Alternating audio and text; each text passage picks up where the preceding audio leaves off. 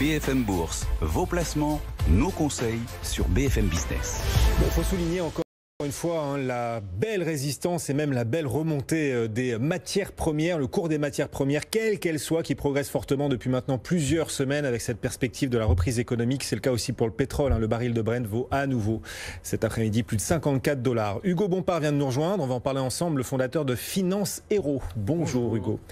Tout le monde explique que l'avenir sera green et qu'il faut éviter d'investir dans le pétrole et les énergies fossiles. Vous allez nous dire si c'est si vrai que ça. Investir dans le pétrole en 2021, pour vous, c'est une bonne idée ?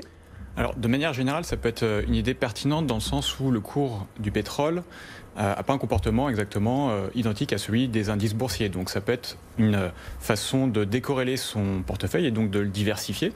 Maintenant, ce qu'il faut avoir en tête, c'est que le pétrole en lui-même n'est pas créateur de richesse, contrairement à une entreprise, contrairement aux actions. Et donc, ce n'est pas un actif qu'on va conserver 10 ou 20 ans dans son portefeuille, mais plutôt une opportunité qu'on va saisir à un instant T en fonction du contexte. Et donc, il s'agit d'analyser le contexte actuel. Un actif volatile, vous allez nous dire si c'est le moment, justement. Tout est question de timing sur les marchés financiers. Et quand même, quand on investit sur le pétrole, comme en bourse, comme dans beaucoup d'actifs volatiles et mobiliers, il faut avoir la ceinture bien accrochée. On a vu les cours du pétrole beaucoup souffrir en 2020 du fait de la crise. On ne sort pas indemne de cette crise. Tout à fait, tout à fait. La crise sanitaire a eu un impact assez fort sur l'industrie pétrolière de manière générale. Et les cours, avec une chute vertigineuse, on s'en souvient, au plus fort de la crise, avec un WTI qui est passé en dessous de zéro quelques secondes. Incroyable. Ce qu'il faut voir, c'est que ça a eu des conséquences assez lourdes sur l'industrie. Par exemple, aux États-Unis, c'est 100 000 suppressions de postes rien que dans le secteur de l'industrie pétrolière. Dans la filière du pétrole de schiste, c'est plusieurs entreprises qui ont fait faillite sous le poids de leurs dettes. Et puis, en fait, partout dans le monde, c'est des projets d'exploration qui sont soit mis en pause, soit complètement annulés. Oui. Et cette consommation de pétrole, d'après vous, elle va repartir suffisamment en 2021 pour retrouver les niveaux d'avant-crise. On a comme ça, on peut échafauder un calendrier pour le retour au niveau de consommation d'avant-crise. Oui, alors il y a eu déjà une reprise de la consommation de pétrole, mais qui n'est pas revenue à son niveau d'avant-crise.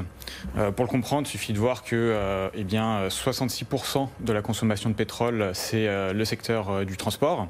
Et par exemple, les transports domicile, travail sont encore 30% inférieurs à ce qu'ils étaient avant crise. Et puis bien sûr, l'aviation qui a eu une baisse de trafic de 78% au plus fort de la crise. On est encore 40% inférieur à ce qu'ils étaient avant crise. Donc c'est bien sûr la levée des restrictions de déplacement qui permettront une reprise de la consommation au niveau d'avant-crise. Sauf qu'on n'a pas beaucoup de certitudes sur le calendrier de la levée des restrictions sanitaires. Évidemment, les campagnes de vaccination avancent, mais on commence à se rendre compte de toute la complexité logistique de tout cela. On a un virus qui nous prend un peu par surprise avec cette nouvelle souche, qui le rend un peu plus contagieux. Est-ce que du coup, pour se refixer sur les cours du pétrole, est-ce que du coup, on arrive à échafauder un scénario de poursuite à la hausse des prix? On a déjà bien progressé ces dernières semaines. Pour vous, il y a encore du potentiel à la hausse sur les cours du pétrole? Alors en effet, tout va dépendre des campagnes de vaccination et de la vitesse et de la progression de ces campagnes. Maintenant, ce qu'on peut se dire quand même, c'est que si celles-ci fonctionnent correctement, avant la fin de l'année 2021, on peut espérer une reprise de la consommation à peu près à ces niveaux normaux. Et donc, ce qui amènerait le baril de pétrole à un prix qui serait celui de 2020 et 2019, soit un peu au-dessus de $60 le baril. Maintenant, il faut voir que plus la crise va durer longtemps et plus ça va être dur pour l'industrie pétrolière. Et le risque, en fait, c'est que celle-ci ait du mal à suivre en cas de reprise de la demande. Donc on en parlait tout à l'heure, elle a beaucoup souffert, il y a eu de la casse. Et en fait, aujourd'hui, il y a à peu près 700 forages pétroliers dans le monde.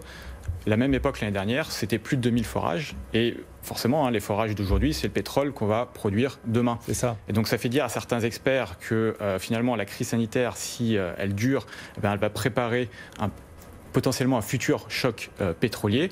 Alors sans rentrer dans cet extrême, on voit bien qu'en cas de retard de la production, on pourrait aller sur un baril qui va au-dessus de $70 le baril. C'est ça, parce qu'on a moins investi déjà ces dernières années et ces derniers mois encore plus, on a moins investi dans les infrastructures pour parvenir à extraire plus de pétrole. Et quand la consommation reviendra au niveau d'avant-crise, ces infrastructures dans lesquelles l'argent n'aura pas été investi pourraient venir à manquer.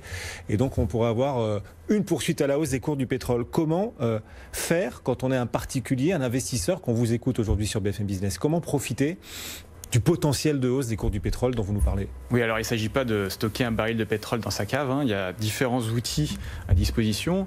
Si on veut acheter du pétrole papier, il y a les ETF par exemple. Donc un ETF, ça va répliquer exactement le cours du baril. Donc ça, vous pouvez le faire dans un compte titre. Après, il y a aussi les produits dérivés, donc par exemple les futurs sur le pétrole ou les turbos, qui eux ont l'avantage de permettre un effet de levier, donc un effet multiplicateur sur les gains potentiels, sachant que bien sûr l'effet multiplicateur, il va dans les deux sens, donc c'est un risque supplémentaire forcément. Et enfin, la troisième option, c'est celle qui consiste à investir plutôt dans les entreprises du secteur pétrolier, par exemple BP ou Total. L'avantage, c'est que, en tout cas pour les entreprises européennes, vous pouvez le faire dans un PEA et donc profiter de la fiscalité avantageuse du PEA. Mais par contre, c'est pas un investissement qui va répliquer les cours du baril eux-mêmes. Bon, il y a plein de façons de le faire, sauf que tout ça n'est pas très green. Et un certain nombre de valeurs qui, justement, investissent dans les énergies fossiles, dont le pétrole, ces valeurs-là sortent de beaucoup de fonds. BlackRock souhaite réduire drastiquement également son exposition aux groupes, aux sociétés qui produisent alors du charbon, mais aussi du pétrole et du gaz. Est-ce que tout cela ne limite pas leur potentiel de rebond quand même à long terme, franchement, Hugo? Si, vous avez raison. Il y a de plus en plus d'investisseurs qui vont vers aussi des fonds ISR, des fonds ESG. Et ce qu'il faut savoir, c'est que bien ces fonds ont une méthode d'investissement, la plupart du temps, qui est une méthode best in class, c'est-à-dire que dans un secteur donné, on va investir dans les entreprises les plus vertueuses en fonction de différents critères. Mais en excluant aucun secteur pour le coup. Pardon ? Mais en excluant aucun secteur, best in class. Voilà, best in class, tout à fait. On n'exclut personne, on prend que les meilleurs dans chaque secteur, y compris le pétrole. Et donc là, on va aller sur des entreprises qui font des investissements dans les énergies renouvelables, dans les énergies alternatives. Et de toute façon, la plupart d'entre elles se rendent bien compte que le pétrole, c'est pas l'avenir et qu'elles font face à une contrainte écologique. Donc c'est plutôt sur celle qu'il faut miser. Et par ailleurs, si on investit plus directement dans le pétrole sous forme papier, d'une certaine manière, on alimente la hausse des prix du pétrole. Et ça, c'est une bonne chose d'un point de vue écologique, parce que plus le pétrole sera cher, et plus ça sera une incitation des acteurs économiques à aller vers des énergies alternatives, à aller vers des énergies renouvelables. Et puis au-delà de ça, plus c'est cher, et moins on est incité à en consommer, et mieux c'est pour la planète. Le verre à moitié plein. Hugo Bompard, merci beaucoup d'être passé, le fondateur de Finance Hero, nouvelle structure que vous avez créée. Oui, tout à fait. Vous proposez quoi chez Finance Hero ? Finance Hero, c'est avant tout une équipe d'experts, une équipe de super-héros de la finance, dont l'objectif, c'est d'aider les gens à prendre les bonnes décisions financières. Donc que ce soit avec des comparatifs pour dénicher les meilleurs placements, des outils de conseil personnalisés ou encore des guides, pourquoi pas, pour diversifier son patrimoine et investir dans la matière première. Finance Hero, les super-héros de la finance. Merci beaucoup d'être passé sur le plateau de BFM Business. Hugo Bompard.